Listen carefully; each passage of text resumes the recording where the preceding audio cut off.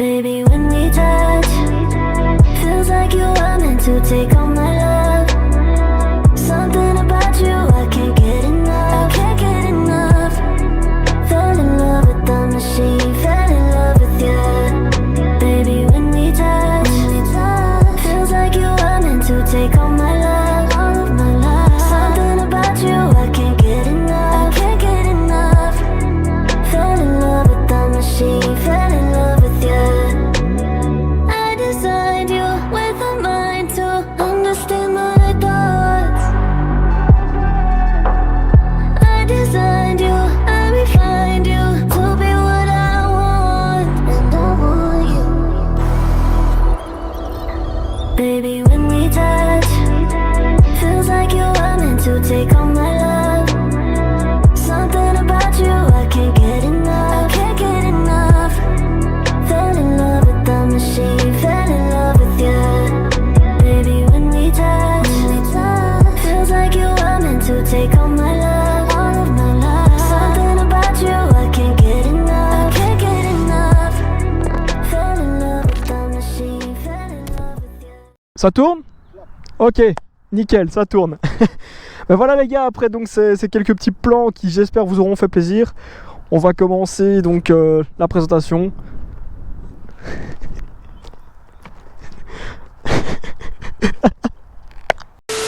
Le gars il se demandait quoi gros?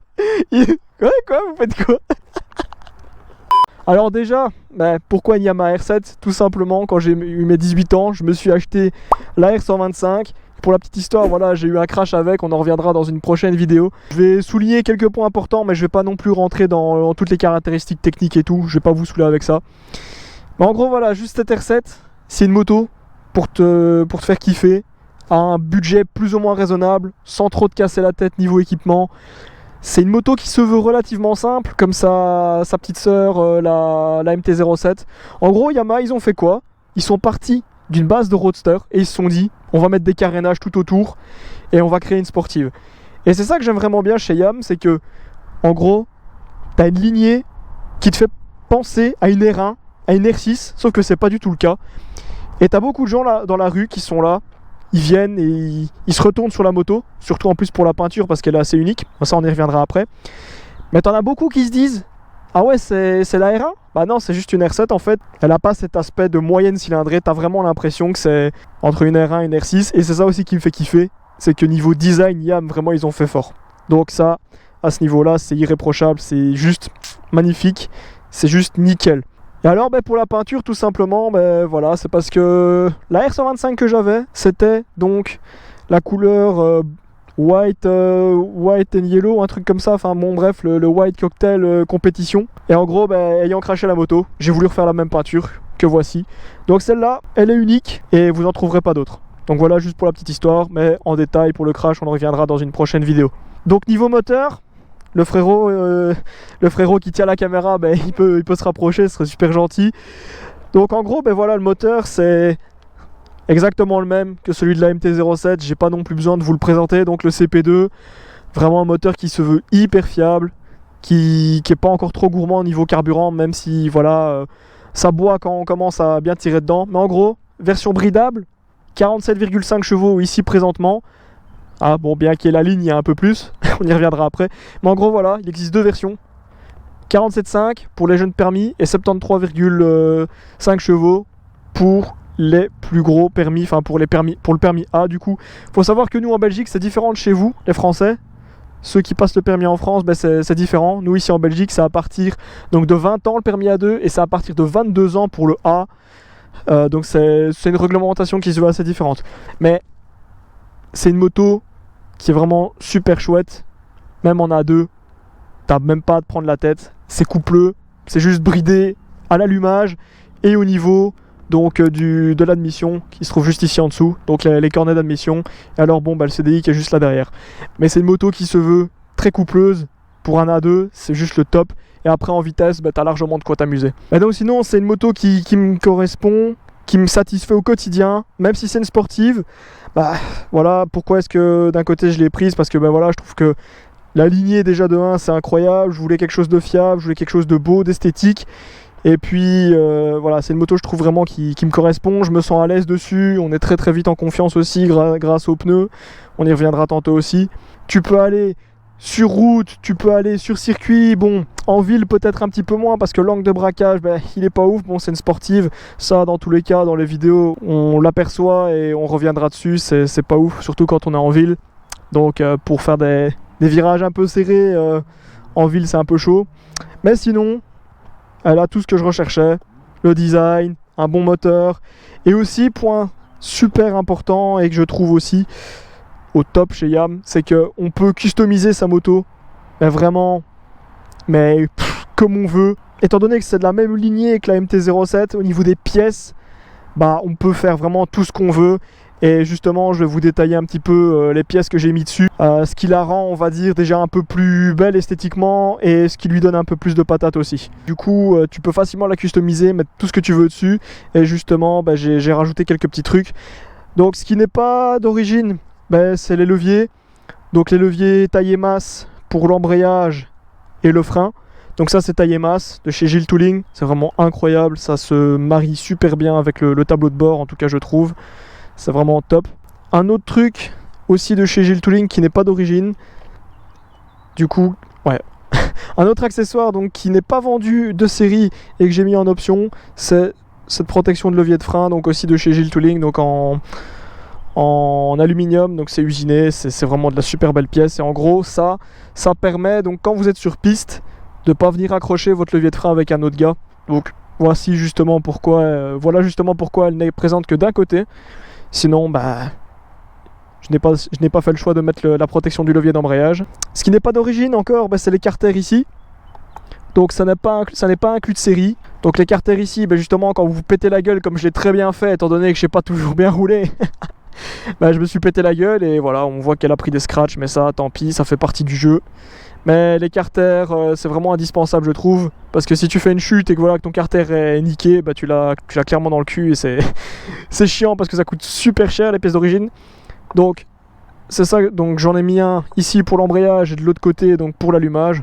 Donc je l'ai mis des deux côtés, tant pour l'embrayage que pour l'allumage, parce que bon, forcément la moto peut tomber d'un côté ou d'un autre, et c'est hyper important de protéger sa moto, surtout quand tu fais du circuit et surtout quand tu sais que tu vas envoyer un petit peu. Encore une autre pièce que je trouve indispensable à mettre sur cette bécane, c'est le shifter. Donc en gros, le shifter, c'est quoi? C'est un dispositif qui te permet de passer tes rapports sans couper les gaz. Petite particularité sur celui-ci, c'est qu'il est déjà en option et il ne va que vers le haut. Donc en gros, tu peux passer tes rapports que vers le haut sans couper tes gaz, mais tu peux pas les descendre sans couper tes gaz. Tu es obligé d'utiliser ton embrayage. Donc là, tu peux juste monter tes vitesses sans utiliser le levier d'embrayage, et pour les descendre tu es obligé d'embrayer, de débrayer. C'est juste un truc qui est dommage, c'est qu'il n'est pas fourni de série, tu es obligé de le payer. Après c'est facile parce que tout est déjà pré-câblé, donc si tu as envie de te faire la main un petit peu niveau mécanique, voilà, c'est toujours bien, c'est relativement facile à installer, c'est du plug and play. Un autre élément aussi que j'ai mis sur cette moto et qui la rend encore un petit peu plus différente, c'est cette magnifique pièce qu'on voit ici. Donc l'amortisseur Rollins qui est tout dégueulasse, qui comparé à l'origine t'offre des réglages mais de détente, c'est incroyable. J'ai testé l'avant-après, on sent clairement que le cul de la moto est beaucoup plus précis, et c'est une pièce qui se veut relativement chère, mais quand tu fais du circuit ou que tu roules un peu plus fort, c'est super important d'avoir un train arrière qui répond bien et qui est bien réglé. Donc une autre pièce maîtresse qui est vraiment ma préférée, c'est cette magnifique ligne Accra. Bon, on le voit tout du long. Elle est bien dégueulasse, malheureusement. Mais voilà, c'est une pièce qui est vraiment incroyable. Alors il faut savoir que chez Yam, l'échappement d'origine, c'est un échappement d'origine, c'est clairement pas ouf. Et après, tu as l'échappement Accra homologué, mais c'est de l'origine plus. Ta moto, tu l'entends, mais moyennement. J'essaierai de mettre des extraits au montage.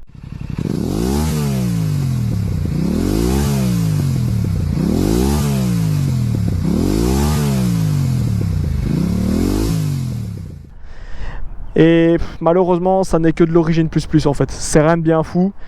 Et étant donné que moi je fais du circuit, j'ai mis cette ligne là. Donc en gros là, limite la moto, elle est full tube. T'as juste un truc ici, une espèce de catalyseur histoire de dire aussi d'étouffer le bruit. Mais sinon, t'as rien d'autre. Ça gueule sans trop gueuler, ça fait un super beau bruit et t'entends vraiment bien le bicylindre développer ce qu'il a dans le ventre.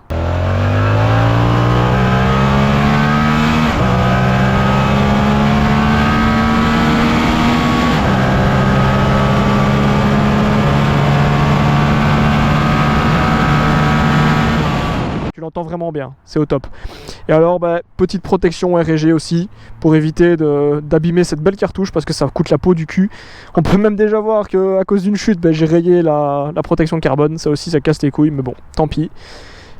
Et mis à part ça, sur cette moto j'ai encore d'autres pièces qui ne sont pas encore montées mais d'autres modifications sont prévues. Faut savoir que pour cette moto voilà, je compte faire la R7 Cup avec. Et donc, il y a plein de pièces que je vais installer dessus. Ça va être une vraie dinguerie et on vous fera aussi une vidéo quand elle sera finie. Dernière chose aussi, c'est donc ce support de plaque court R&G. Donc qui, je trouve, vient appuyer le côté sportif et ça évite d'avoir cette longue bavette là qui vient. C'est vraiment dans le prolongement de la boucle arrière, je trouve. Ça rend vraiment super bien, ça appuie vraiment le côté sportif. Et au moins... ça rentre un peu plus dans les lignes de la moto je trouve, donc vraiment ça passe beaucoup mieux.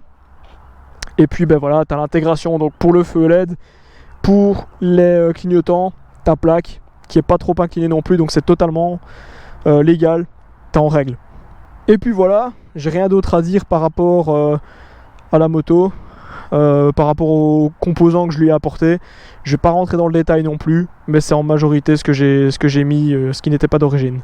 Ce qui est bien sur cette moto aussi, c'est son train avant, parce que ça c'est un point positif, un énorme point positif qu'elle a elle toute seule, c'est que tu as des vraies fourches, donc c'est pas ils ont pas fait un copier-coller de la MT-07, loin de là, donc ils ont vraiment pris une fourche de qualité, donc avec un débattement de 130 mm, tant à l'avant que à l'arrière d'ailleurs pour le Öhlins.